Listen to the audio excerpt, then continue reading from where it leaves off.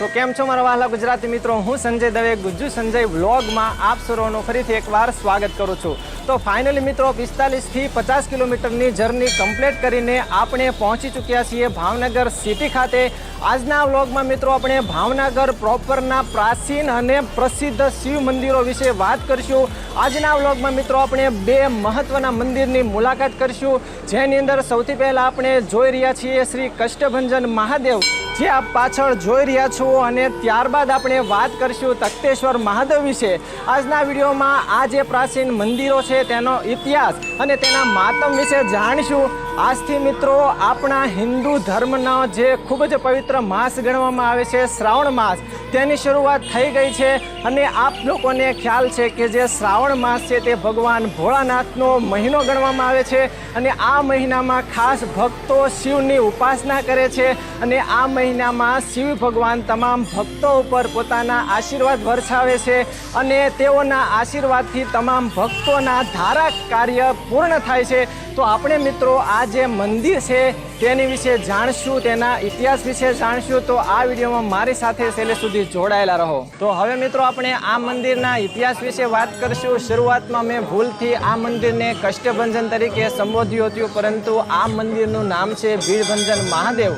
જો મિત્રો વાત કરીએ આ મંદિરના ઇતિહાસની, તો આ મંદિર 300 વર્ષ જૂનું છે તેવી લોકવાયકા છે, અને અહીંના લોકોને મૂકે ચડેલી જો વાત કરીએ અથવા તો ઇતિહાસની વાત કરીએ, તો શરૂઆતમાં જ્યારે 300 વર્ષ પહેલાં આ મંદિરની જગ્યાએ એક સ્મશાન હતું, અને આ સ્મશાનમાં નાગાબાઓનો વાસ હતો। અમુક સમય જતાં તેઓ દ્વારા અહીંયા ખોદકામ કરવામાં આવ્યું, અને તે સમયે જમીનમાંથી પથ્થર સ્વરૂપ શિવલિંગ મળી આવી, અને ત્યાં તિકમના ઘા પડતા જે પથ્થર હતો તેમાંથી રુધિર અને દૂધની ધાર થઈ તેવું લોકો અને ઇતિહાસ કહી રહ્યો છે। અહીંયા મિત્રો હજી પણ તાદર્શ તમે આ શિવલિંગ જોશો તો તેના પર ત્રિકમનો ઘા તમને જોવા મળશે। ત્યારબાદ મિત્રો બીજી એવી લોકવાયકાઓ છે કે અહીંયા આ જે ભીડભંજન મહાદેવ છે તેને ભક્તો શ્રદ્ધા અને આસ્થાથી કોઈ મન્નત રાખે, કોઈ માનતા રાખે, અને 45 દિવસ સુધી અહીંયા માથું ટેકવે તો તેના તમામ કાર્યો પૂર્ણ થાય છે। વિદ્યાર્થી હોય, બિઝનેસમેન હોય કે કોઈ પણ વ્યક્તિ હોય।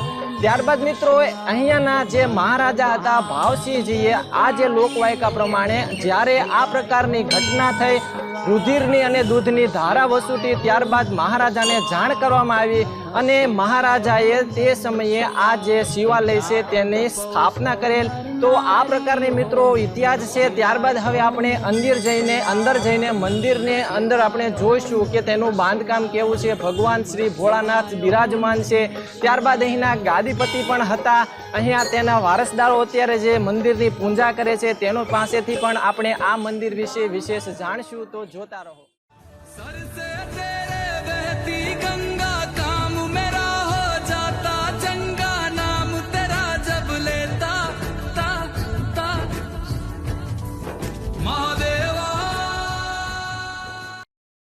હવે મિત્રો આપણે અહીંના જે પૂંજારી છે મુકેશગીરી, તેઓ પાસેથી જાણશું આ મંદિરના ઇતિહાસ વિશે, તેમજ આ મંદિરના અમુક નિયમો છે તમામ ભક્તો માટે, તો તેઓ પાસેથી જાણવાનો પ્રયત્ન કરશું। તો અહીંયા જે ગર્ભગૃહ છે તેમાં પૂજા અર્ચના માટેના આપ નિયમો થોડા કહેશો। આ જે જગ્યા છે ને તે નાગા સાધુ અને ફક્કડ સાધુની જગ્યા છે, એટલે આ જગ્યા જો છે એનું નિર્વહન છે ને એ ફક્કડ સાધુના નિયમોથી ચાલવું પડે। એટલે આના ગર્ભગૃહની અંદર સેવેલું વસ્ત્ર વર્જિત છે। જોકે શિવપુરાણની અંદર લિંગ પુરાણમાં એવું કહેવામાં આવ્યું છે કે શિવજીના ગર્ભગૃહની અંદર સીવેલું વસ્ત્ર વર્જિત છે, અને અહીંયા આજ સુધી આપણા મંદિરની અંદર કોઈ પણ સ્ત્રીએ હજી આના ગર્ભગૃહમાં પ્રવેશ કર્યો નથી, કારણ કે આ નિયમો જે રીતે બધા જે આવનાર સેવકોને લાગુ પડે છે એ જ રીતે અહીંના પૂજારીને લાગુ પડે। છેલ્લી 4 પેઢીથી અહીંની એક નાની એવી દીકરી પણ મંદિરના ગર્ભગૃહની અંદર એમને કોઈ દિવસ પ્રવેશ થયો નથી।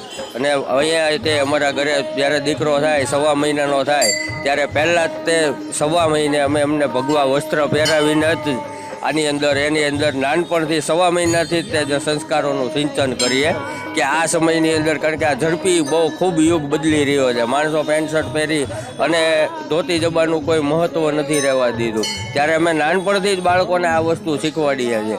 જેવી રીતે આપણા ગુરુકુળો હતા, ગુરુકુળની અંદર નાનપણથી જ તે બધું શીખવાડતા, જેવી રીતે અસ્ત્રો શસ્ત્રો શાસ્ત્ર અને બધું જ્ઞાન આપતા. અમે અત્યારે અમારો એટલો એવો પ્રયાસ છે કે આ આવનાર વ્યક્તિઓ છે ને એને આ વિશે માહિતી મળે.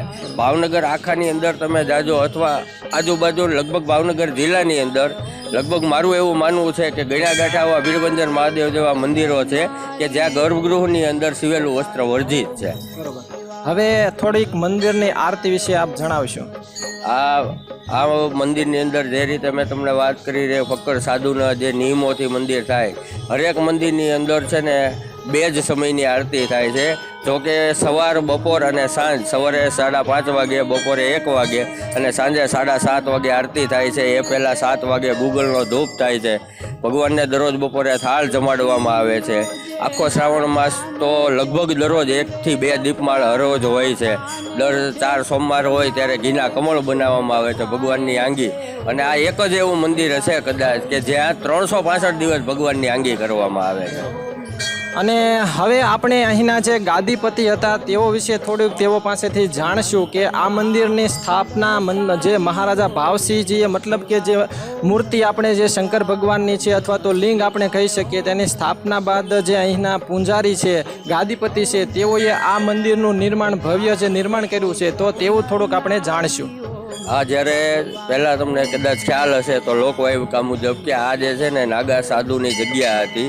અહીંયા જ્યારે એક છાપરી બનાવવા માટેનું જ્યારે ખોદકામ શરૂ હતું ત્યારે શિવજીના પડખાની અંદર ત્રિકમનો ઘા વાગતા એની અંદરથી રુધિર નીકળેલું. ત્યારે અહીંના જે ગાદીપતિ મહંત જે હતા, રણછોડગીરી ગુરુ લક્ષ્મણગીરી, એમણે એવો સંકલ્પ કરેલો કે ભાઈ ભગવાન, જો આ દૂધને આ રક્તધારા વહેતી બંધ થાય તો હું મારી જે હેસિયત છે એ મુજબ હું અહીંયા ભવ્ય મંદિરનું નિર્માણ કરાવીશ. અને ત્યારે ભાવનગરના આપણા રાજા વાવસિંહજી અને ભાવનગરના જે બીજા નગર સેવકો, જે બધા પીઠાધીશ જે બધા કહેવાય ને, જે બધા વેપારી વાણિયા, જે પારેખ પરિવાર છે, એ બધા એ સમયની અંદર ખૂબ જ એવી મોટી રકમનું આપણને સહાય કર્યું. આપણને જે કાંઈ આર્થિક જે મદદ, તન મન ધનથી જે કાંઈ આપણી જરૂર હતી એ બધી જરૂરિયાત આપણી એને પૂરી કરી. અને આશરે કેટલા વર્ષો પહેલાં બર્માથી શાક મગાવીને આ મંદિરનું નિર્માણ કરેલું છે. અને એ પછી આપણા ભાવનગરના ભાવસિંહજી બાપુના નામે આ મંદિરનું ચાંદીનું થાળું અને ચાંદીના કમાડ એ મહાવદ 14 અને શિવરાત્રિના દિવસે આપણા રાજાએ બનાવેલા. અને આ ભીડભંજન મહાદેવ મંદિરને કોઈ પણ જાતનો હક હિસ્સો રાખ્યા વગર અર્પણ કરેલ છે. તો ખૂબ સરસ. તો મિત્રો, આપે જાણ્યું કે આ મંદિર પ્રાચીન છે અને તેની સાથે સાથે તેનો ઇતિહાસ પણ ખૂબ જ વિશાળ છે. તો હવે આપણે મંદિરની અંદર જઈશું અને થોડા મંદિરની અંદર અહીંયા કયા કયા દેવતાઓ અને દેવીઓ વાસ કરે છે. એક બિલીપત્રમ એક પુષ્પમ એક લોટા જલ કી ધાર दयालु रिज के देत हैं चंद्रमौली फलचार. તો હવે મિત્રો આપણે મંદિરના ગર્ભગૃહમાં જઈશું અને જોઈશું કે કયા કયા દેવી દેવતાઓ બિરાજમાન છે. તે આવો મારી સાથે અને જોઈએ મંદિરની અંદર. તો ખાસ મિત્રો, આપ મારી પાછળ જોઈ રહ્યા છો કે આ છે મંદિરનું ગર્ભગૃહ અને તેના નિયમો વિશે પણ તમને આગળ વાત કરી દીધી છે. ત્યારબાદ આ રીતે મિત્રો અહીંયા મંદિરનું બાંધકામ છે. અહીંયા જે ઉપર આપ જોઈ રહ્યા છો તે તમામ લાકડું સાગનું છે. ત્યારબાદ મિત્રો આ સાઈડ આપણે થોડો એક્સપ્લોર કરીશું. તો અહીંયા મંદિરના થોડાક સાધુ સંતોના ફોટોગ્રાફ છે. ત્યારબાદ આગળ આપણે જોઈએ તો અહીંના જે ગાદીપતિ છે તેઓનો પણ અહીંયા ફોટો જોઈ શકો છો, જેની પણ આપણે આગળ વાત કરી લીધી છે. ત્યારબાદ મિત્રો અહીંયા થોડા આગળ જઈશું તો અહીંયા મા અંબેનું મંદિર છે, જે પણ આપ જોઈ શકો છો. તેનાથી મિત્રો આપણે આગળ જઈને જોઈએ કે બીજા કયા કયા અહીંયા દેવી દેવતાઓ બિરાજમાન છે. તો અહીંયા બાજુમાં જોડિયા મહાદેવનું એક પણ મંદિર છે, જે આપ પાછળ જોઈ રહ્યા છો, જોડિયા મહાદેવનું મંદિર. ત્યારબાદ મિત્રો આપણે આગળ જઈશું તો અહીંયા શીતળામાં કાકાબળિયાનું પણ એક સ્થાનક છે, જે પણ આપ જોઈ શકો છો. ત્યારબાદ મિત્રો અહીંયા ગજાનનનું મતલબ કે ગણપતિનું મંદિર પણ પાછળ આપ જોઈ શકો છો. ત્યારબાદ અહીંયા સાંઈબાબાનું અને મેલડીમાનું પણ મંદિર છે અને સામે શનિદેવ બિરાજમાન છે, મારુતિનંદન છે અને અહીંયા ગૌશાળા છે, તે પણ દર્શન કરાવીશ તમને. તો અહીંયા મારી પાછળ આપ જોઈ શકો છો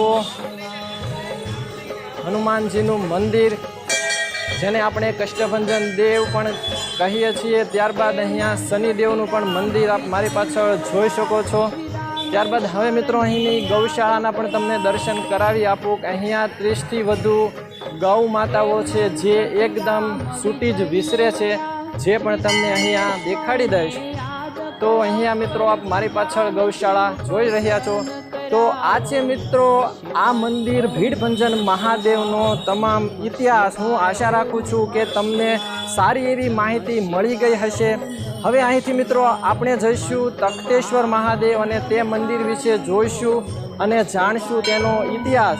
અને વિડીયોની છેલ્લે થોડી તમને મોટિવેશનલ વાત કરીશ અને બીજી પણ ઘણી બધી ચેનલ અપડેટ છે તેની વિશે પણ જણાવીશ. બની શકે વિડીયો થોડો લાંબો થાય, પરંતુ વિડીયોમાં તમામ માહિતી કવર કરવી મારા માટે એક ખૂબ જ ચેલેન્જવાળું કામ હતું. તો મિત્રો જોતા રહો. આપણે હવે અહીંથી જઈશું તખતેશ્વર મહાદેવ અને જોઈશું ત્યાંનું મંદિર.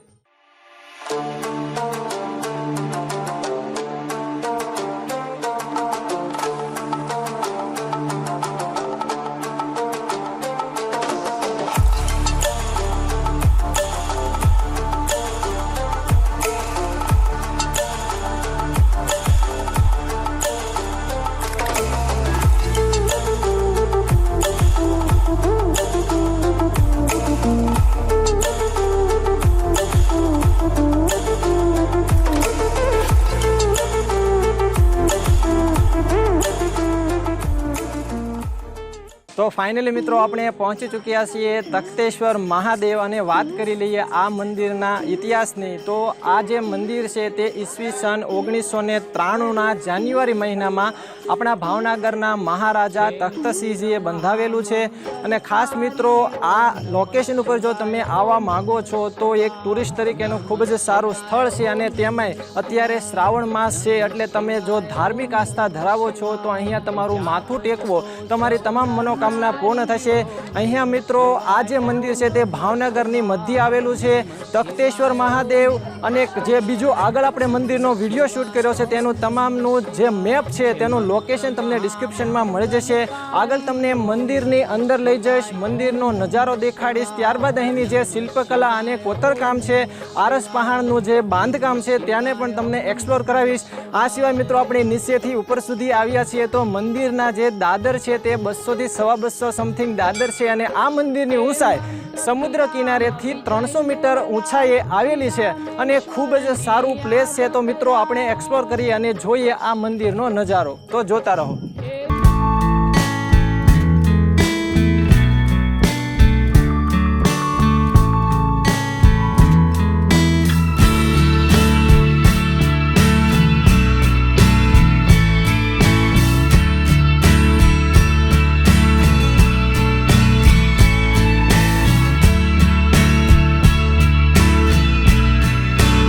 અહીંયા આપ જોઈ શકો છો કે આ જે આરસ પહાણ છે તેને ખૂબ જ સૂક્ષ્મ રીતે કોતરકામ કરીને કંડારવામાં આવેલા છે અને જે આ મંદિરની શોભામાં ખૂબ જ વધારો કરે છે.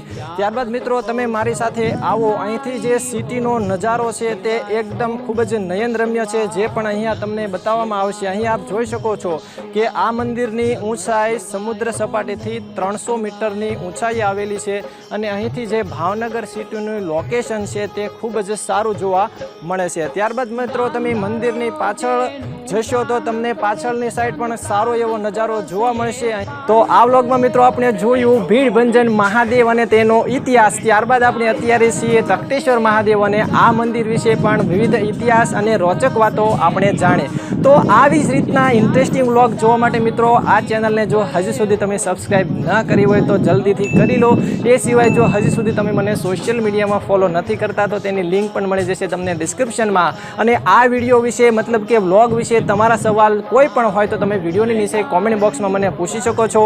અને તમારા વિસ્તારમાં પ્રાચીન શિવ મંદિર કોઈ હોય તો તમે મને કોમેન્ટમાં જણાવી શકો છો. હું તે સ્થળની વિઝિટ કરીને વિડીયો બનાવવાનો અવશ્ય પ્રયત્ન કરીશ.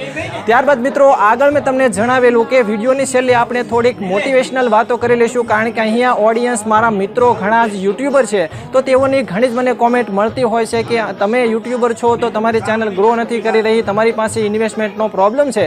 તો અહીંયા મિત્રો હું મારો તમામ વ્લોગ છે તે મોબાઈલમાં શૂટ કરું છું, અને બીજા ઘણા જ મોટા મોટા યુટ્યુબરો મિલિયન્સ ઓફ સબસ્ક્રાઈબર છે તે પણ મોબાઈલથી શૂટ કરે છે. કોઈ ઇન્વેસ્ટમેન્ટની જરૂર નથી, બસ તમારામાં પેશન અને ડેડિકેશન હશે તો તમે સક્સેસ જરૂર થશો. બસ તમારી પાસે એક યુનિક કન્ટેન્ટ હોવું ખૂબ જ જરૂરી છે, ત્યારબાદ નિમિત્તતા પણ હોવી ખૂબ જરૂરી છે. તો આજના વ્લોગમાં મિત્રો બસ એટલું જ. ફરી મળીશું આવા જ નવા ઇન્ટરેસ્ટિંગ વ્લોગ સાથે. ત્યાં સુધી રજા આપશો. જય જય ગરવી ગુજરાત.